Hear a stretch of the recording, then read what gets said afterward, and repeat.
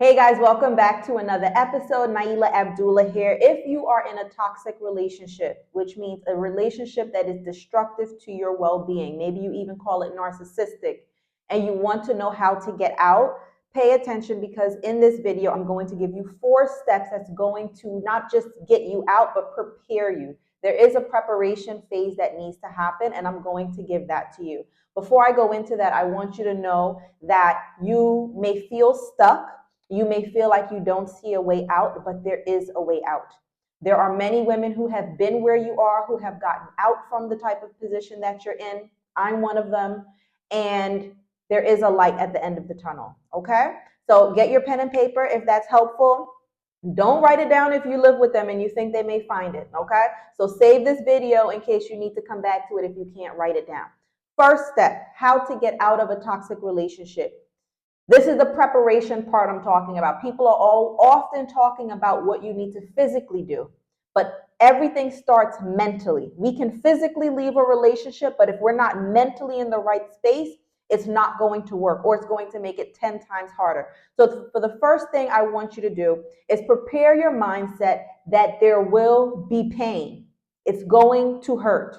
However, remind yourself that it's for the greater good and it can be temporary. Okay? Many people stay in these relationships because even though they are already in pain, dealing with this person, sharing their life with this toxic or narcissistic person, they rather deal with that pain that they're familiar with than to deal with a new type of pain, which is not having the person in their life. Some people have a trauma bond. They are connected to this person, even though they know the person is destructive to them, even though they know the relationship is not good for them, but they still have a bond, and breaking that bond can be painful. It's kind of like a drug addict going through withdrawal, right? When you go into these facilities, you go through with the withdrawal, it's a painful process. But we do know that over time and with the right work that you put in, it will get better, okay? But you have to mentally prepare yourself that there is going to be some pain. And that's not to scare you, but that's just so you're not in shock. Because sometimes people feel so much pain that they run back to the person, right? They feel so much pain that they allow the person to manipulate them to reel them back in. Or even if you don't get back into the relationship, they stay friends. And that's a whole nother topic that I'll go into on another day, right? But that's still having a connection to a toxic situation, an evil situation, okay? So if you mentally prepare yourself that I know this is going to hurt, you won't be in shock. If you have children, you knew before you went into labor, I have 2, I was prepared that there's going to be pain, right? If I didn't prepare myself for the deep breathing exercises and all of that, and I just go in there not knowing what to expect when I deliver my 2 children, I would be in shock and the pain would hurt 10 times worse because I didn't expect it. Right? But because we know childbirth is very painful, right? I was already mentally prepared that when those contractions start, it's going to be painful. So I need to equip myself with the necessary tools to get me through that difficult, painful experience. You see how important it is to start preparing? Compare it to childbirth, which is probably one of the hardest things to go through, right? Physically. Okay? Second way to get out of a toxic relationship, and this might seem pretty obvious, is to end the relationship, right? However, when you end it, you want to prepare yourself. Again, we're in preparation now. So this is more preparation. First, we talked about preparation psychologically. Now we're going to talk about preparation physically. Prepare yourself to have no strings attached. If there's children involved, then you'll have some maybe minimal strings attached. And I'll explain that in a minute. When I say prepare yourself, once you end the relationship and you prepare yourself to have no strings attached, that means you need a clean break. Okay? This is not a normal breakup. Breakups from toxic partners, which means that they are destructive to your well-being, they are manipulative, they have narcissistic traits possibly, right? These are not normal breakups. Okay, so this is not a situation where, maybe things just didn't work out with a normal person, right? Not a toxic or narcissistic person. Maybe you have some of your belongings still at the house and you say, well, I'm going to come back for that. You can kind of work things out together. You both want things to be amicable. You both want it to be smooth, even though you're both maybe upset or hurting. You still want things to just go smoothly, right? That's a normal situation, right? But when you are dealing with these types of people, you want no strings attached.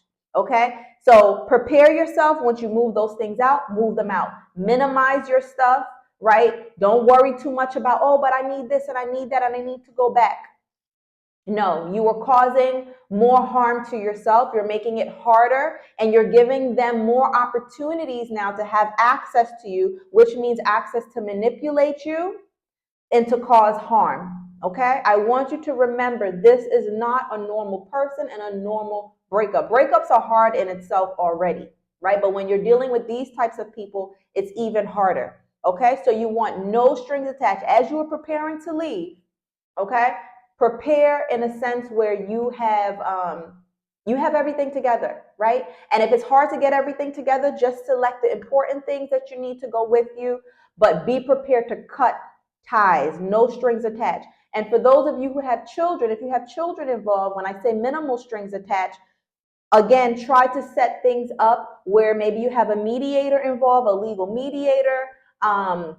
You work out a clean schedule, and they're going to make it difficult for you. So it actually benefits you to have legal support involved where you can have a mediator to work out schedules and so forth, because they are not going to be cooperative with you. Do not expect a toxic or narcissistic partner, soon to be ex, to be cooperative with you.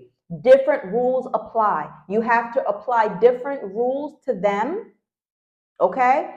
Compared to the rules and the way that you deal with people compared to dealing with a normal person, okay? You cannot apply the same rules. Different rules apply. I mean, you cannot apply the same rules that you would apply to a normal person that you are now going to try to apply to a narcissistic or toxic person, okay? For those of you who have been with me for a while, I always use this example, and I'm going to continue to use it for those of you who are new to me. If you see a baby snake, as you are going for a walk in the park, you're not going to go, oh, poor snake, let me pick you up and bring you home. You might do that for the little puppy you find or the little kitten, but you're not going to do that for the snake, right? It doesn't mean you're a bad person in either case. It just means you understand the nature of those two animals and you have to deal with them differently. That is the same thing as when you are dealing with narcissistic or toxic people, okay? So that second point is end the relationship.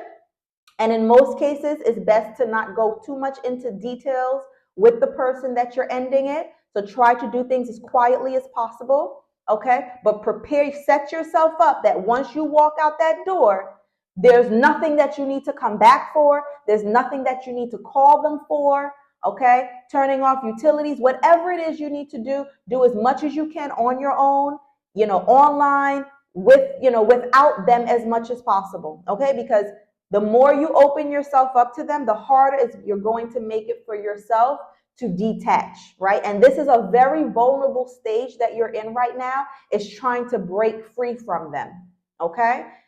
This is a tough time. This is a very vulnerable state. So you want to protect yourself. You want to put a bubble around yourself as much as possible and don't let any more of that toxicity in, because right now you're in a very fragile state, and that's normal. The third way to start to prepare on how to get out of a toxic relationship is start to learn how to set boundaries. Okay? Set boundaries with them, because they are going to come after you. They are going to try things to get your attention, to trigger you. And let me tell you this, they don't care if it's good attention or bad attention. Right? It's like what they say about celebrities, all publicity is good publicity, even if it's good or bad. That's how these people function. Whether they get you on your good side or on your bad side, all they want to know is that they have access to trigger you. They want to have access to you, but even if they can't get access to you, they want to be able to have access to trigger you. So you have to start learning how to set boundaries, not only with them, but also with people that are connected to them, because they're also going to try to get other people involved. They're going to try to send messages to you either directly and say, hey, go tell her this, or indirectly, right? They may call someone that they know is maybe with you and have a conversation with them knowing that they're going to come back and tell you. It sounds crazy, it sounds a lot, but these people are so pathetic, so miserable in their lives that they will go to far lengths to get to you. They will go to your family to try to turn your family against you, right? They call it smear campaign. They will try to gossip about you, to smear your name. They will try to recruit flying monkeys, as they call them in the world of narcissism, right? And that this applies to whether you call them narcissistic or not. For those of you who know me, you know I'm not too big on labels, whether you call them narcissistic or toxic, right? People who are manipulative and destructive to other people, okay? That's who we're talking about here. So they will recruit other people that will work for them, you know, in gossiping and spreading rumors and trying to sabotage you, okay? So it's so important to learn how to set boundaries, how to set boundaries without guilt, because guilt is something that definitely comes up in leaving toxic relationships. Guilt about the person, guilt about other people connected to them, right? There may be children involved, maybe from their family that you had a bond with. They may even use the children, okay? They will use every and anyone. Everyone is on the menu for them, okay? They have no integrity. They have no standards, right? They're going to do whatever they can to get to you. So it's going to be difficult, but it is necessary for your peace of mind to be able to set boundaries with them and anyone and anything that is connected to them that's going to disrupt your peace and your healing journey, okay? It's also important to keep in mind, as we're talking about setting boundaries, you want to resist the urge to explain yourself to them, okay? So you're setting boundaries for them and with other people as well that is connected to them, that are connected to them, but you also want to set boundaries for yourself, okay? You want to set boundaries for yourself to say, I'm going to set boundaries where I'm going to make sure I don't try to also explain myself, because we can often get caught up in that. Listen, when you're coming out of this, and I've been in this myself, for those of you who are new here, I was in a 10-year-long narcissistic relationship. Part of it was marriage. And I found myself trying to explain to some of his family members, even some of my friends, or let's say acquaintances, people who became friendly with me, you know, I'm trying to explain myself. And it became very exhausting. And you do that because you are so in extreme distress. You are so in such extreme disbelief that this is actually happening to you, that you just want someone to be like, wow, that really is awful. I understand you. I agree with you. You just want that validation, right? You want people to get it, you know? And if it's with them, you want them to understand why you had to leave, like that you didn't even really want to leave, that it's hurting you, but they're not giving you any other choice. You have that urge to explain, and it's normal. As human beings, we do want to be understood, so it's completely normal. However, going back to the philosophy of different rules apply, when you're dealing with these types of people, you have to realize that you're never going to get that from them, okay?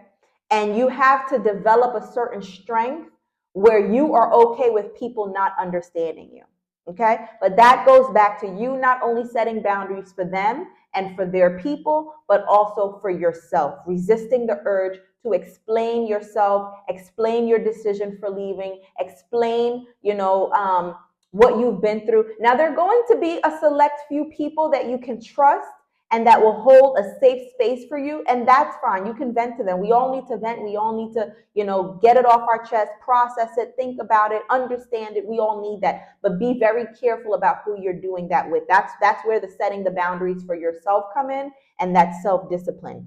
And the last one, but I find one of the most important ones, is to get support. You don't have to go through this alone. You can, but why go through it alone when you can get support and make the transition a lot less painful for you, right?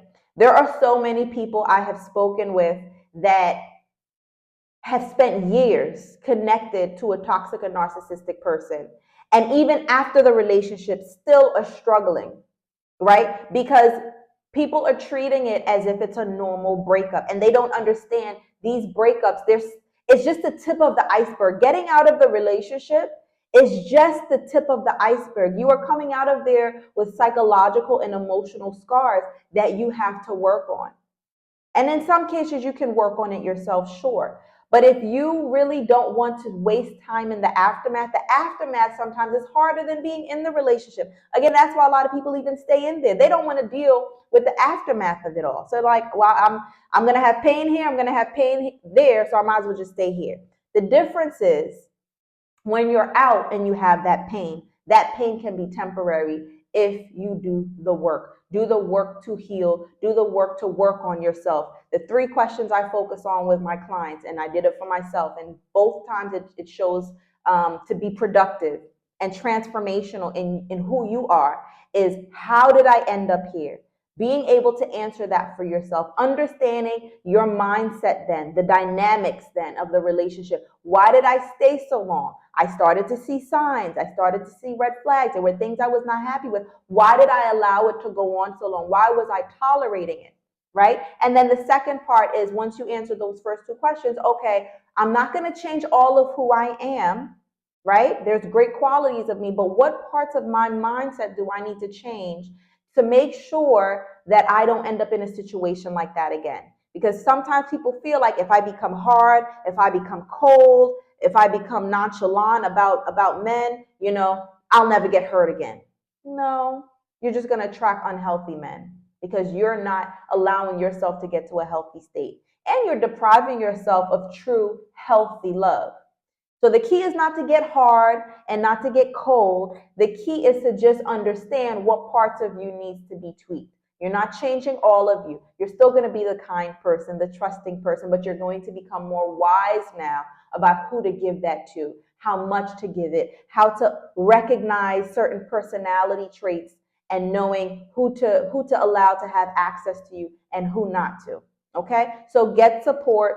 Don't let it go too far. Understand that there is support there. You don't have to go through it alone. It is painful. Sometimes people have family and friends that love them, but they don't understand these situations. Some of your people have maybe even been through situations like this in their personal life, but they have not developed the skills themselves to really go through that healing journey. So sometimes you have people, but they're just not able to give you the type of support you need to get from point A to point B. And let me say this is why getting support, this last point, is so important to me. I believe this is a distraction from the enemy. The enemy knows, the devil knows that you have a greatness here. Most women that I have worked with, most women that I know who have been in situations like this or still are in situations like this, they are great women. They are strong women, right? They have so much to offer. And I believe the enemy wants to attack those people and keep them distracted, keep them suppressed, keep them caught up in this back and forth. Because like I said, getting out of a toxic or narcissistic relationship is just the tip of the iceberg. There are people that have gotten out of these relationships and they are still caught up in the web of chaos, the web of drama, the going back and forth, right? And if it's not with that one, they done found another one. Right? So I believe it's our responsibility to make sure that nothing in life distracts us from the purpose God has given us. We don't have time to play games with sick people. You leave the sick people to themselves. You can pray for them, but then you leave the rest to God. We don't have time to be distracted. I always say I appreciate the people that watch these videos and get something from them because that's what I'm here for you to be able to apply it to your life and make a change. However, I don't want you watching this for the next 2 to 3 years, right? Like that's not what's supposed to happen. You're not supposed to have so much time where you're going back and forth and on the fence about what should I do? What should I do? Okay? Don't allow them to take any more of your time. All right? So get support. I hope that this was helpful for you. If it was, click the link in the description box below to check out more about my program, the Relationship Detox. That is a combination of a course and coaching where I provide everything you need. It's like a mini starter kit, everything you need to get you on your way either out of the toxic relationship, or if you're already out of the toxic or narcissistic relationship, but you want to make sure you don't get stuck in the aftermath so you can start to heal, rebuild your life, and move on, right? Let this be your past. Let this not be something that you are still researching a year from now. Go ahead and click the link, see if it is a good fit for you. I'll be more than glad to support you. The spots are limited, so if you think you're interested in it or you want to get started, if it's not open at the time that you're watching this video, go ahead and join the wait list to make sure that you get in.